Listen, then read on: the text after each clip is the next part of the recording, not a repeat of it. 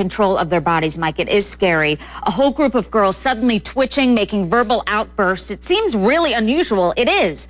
What may surprise you is that there has been a lot of cases like this around the world. Holly Firfer reports. Take a look.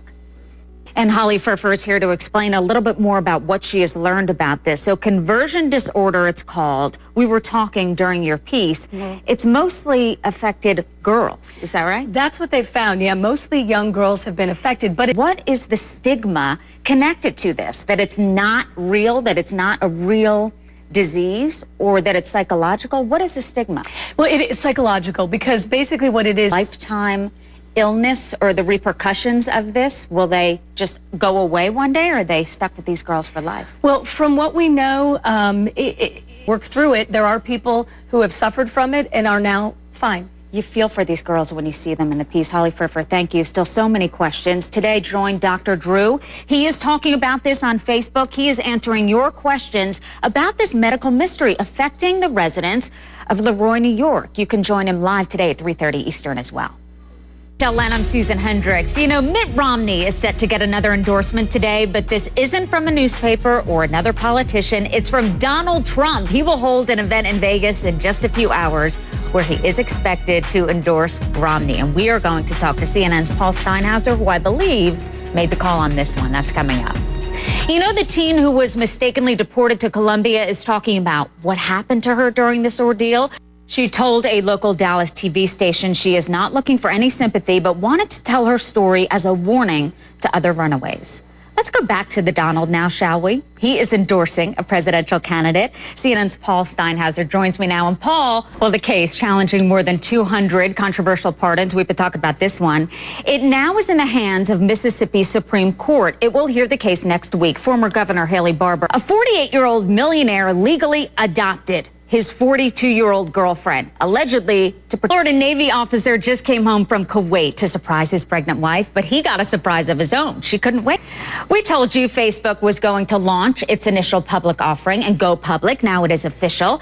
HLN is all over the medical mystery in an upstate New York town. It is stunned, and a funding cut has some Planned Parenthood supporters so angry they're picking up the slack themselves. The agency says donations have poured in since the Susan G. Komen for the Cure Foundation says it will not contribute to breast cancer care there. Komen executives deny accusations that it caved to political pressure from anti-abortion groups. Susan G. Komen officials say the group changed rules about who they fund, and now they don't give money to groups facing congressional investigations. Lawmakers, meanwhile, have been taking a closer look at Planned Parenthood's abortion services. We are following up on a medical mystery that has put an upstate New York school in the national spotlight. Teenage girls, you may have seen this, shaking, stuttering, and twitching. There is growing concern among parents. They want to know what's causing this. CNN's Jim Spellman has an update. A lot of questions. HLN's Dr. Drew is working on this story and has been. I know you have questions. He is hosting a live Facebook chat today. The Pentagon wants 32,000 U.S. troops in Afghanistan to come home this year. The goal is to end the combat mission by next year. Police are still looking for little Ayla Reynolds. They're focusing now on people outside. So far, police have not found a single piece of evidence that supports the theory that Ayla was kidnapped from her home.